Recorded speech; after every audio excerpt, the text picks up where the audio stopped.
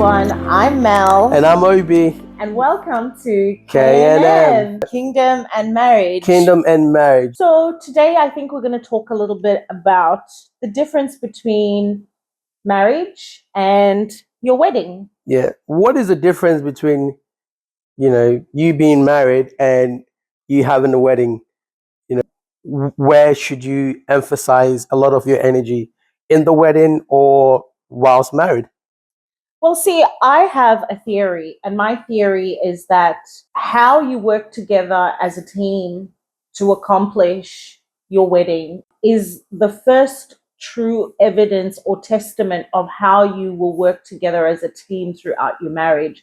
So yes, it's a really big part of the start of that sort of partnership. But and I believe that there should be a lot of effort and emphasis put in that process, because you're still learning each other. And so, when you're married, because you've been together for a while, you get to understand your differences and you get to refine how you communicate with one another. But when you're planning your wedding, you're pretty new in that process. And so I think you need to put a lot more effort around self-control, maturity, empathy, compassion, communication. Yeah. And I think communication is a very big aspect, especially like when you're getting married, like your wedding, like you're preparing yourself for your wedding. And thinking back to our wedding, I think that's one of the things that got us through communicating. Just a funny, like, how stressful was our wedding though? Dude, I think Like I was waiting for it to be like on the day when we got married. I was like, thank goodness it's over, because it's so stressful. Like if you, what were you gonna say? I was gonna say that I think it wasn't that bad planning. It was crazy that bad. It was crazy. But the day of was probably like just when you're about to, all that you've been working towards for months and months and months, and finally you can see the finish line.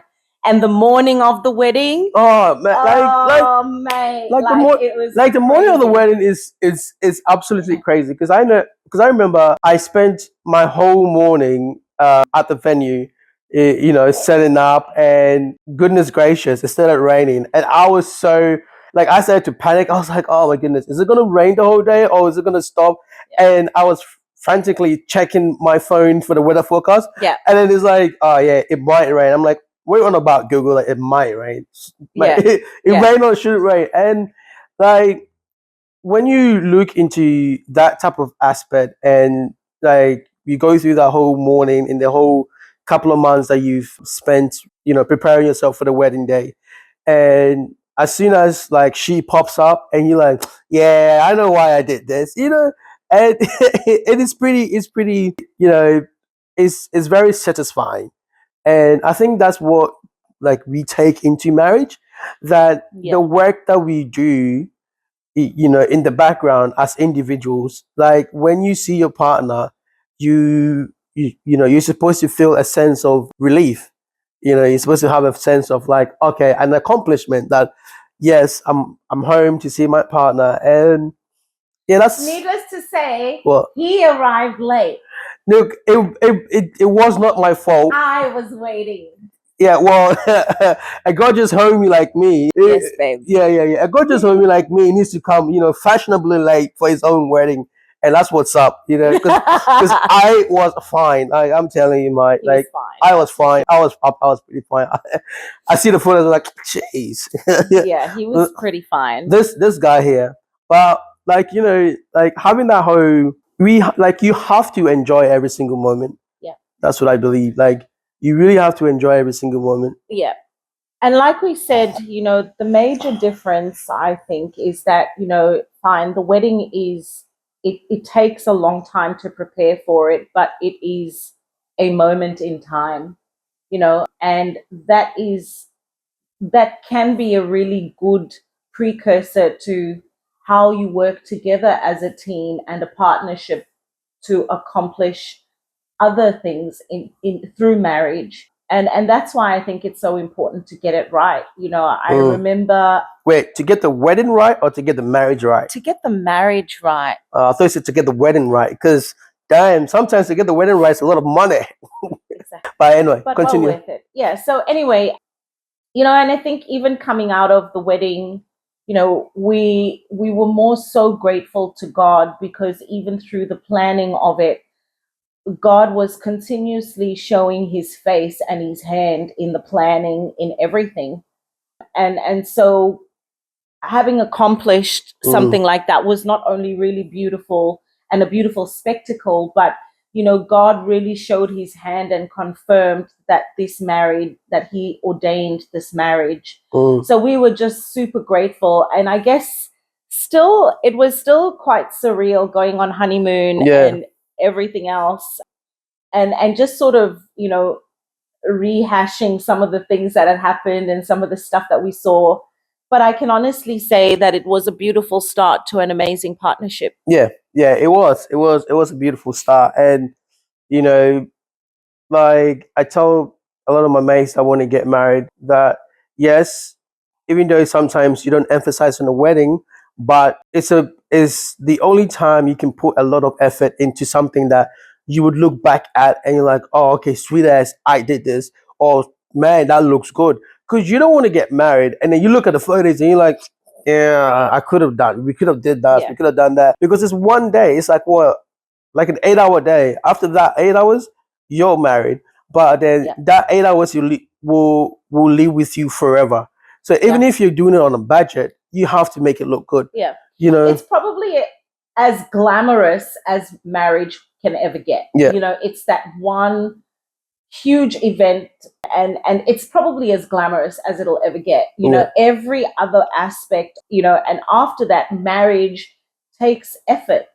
You know, Yeah. marriage takes not me growing up or Obi growing up to fit marriage, but through marriage we mature. And I've found that a lot of the characteristics or that I had as a young single person or whatever, marriage has refined those things, and not through, you know, a tussle kind of thing, or Yeah.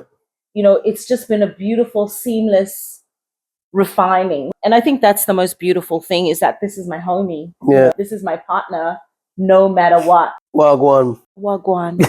Yeah, so I think as we go on this journey of conversation and speaking on about like marriage and the ups and downs and how we navigate, because we fight sometimes, and we have arguments like everybody else, but we are now looking at mechanisms on how we communicate when one person is not happy, and also how we both give 100% in the marriage, because we both not be in 100% at all time.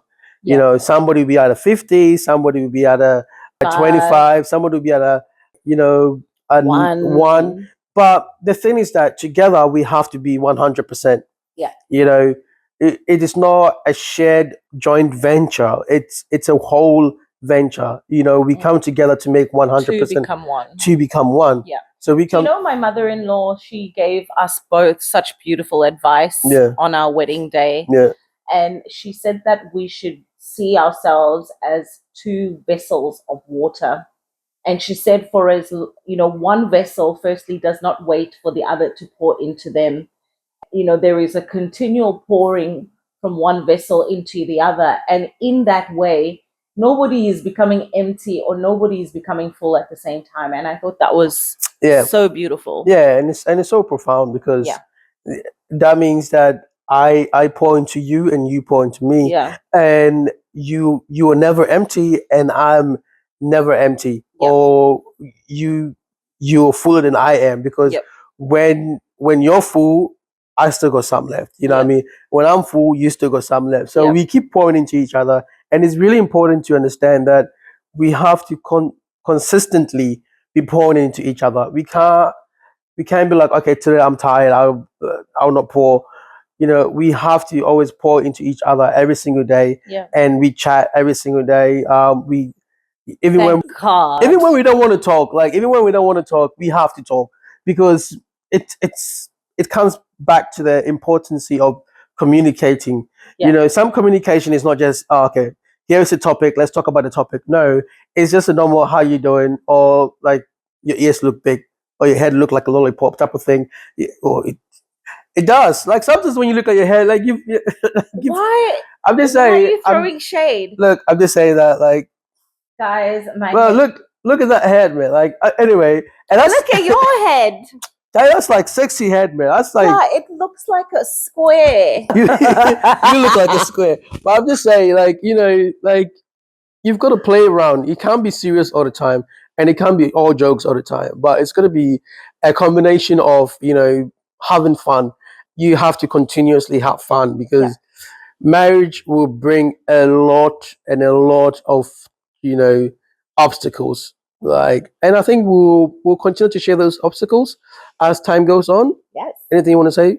No, thank you so much for joining us. Yeah, thank you so much for joining us. And this is K&M and K&M, Kingdom and Marriage Kingdom and Marriage with Obi and Mel. Bye. Bye.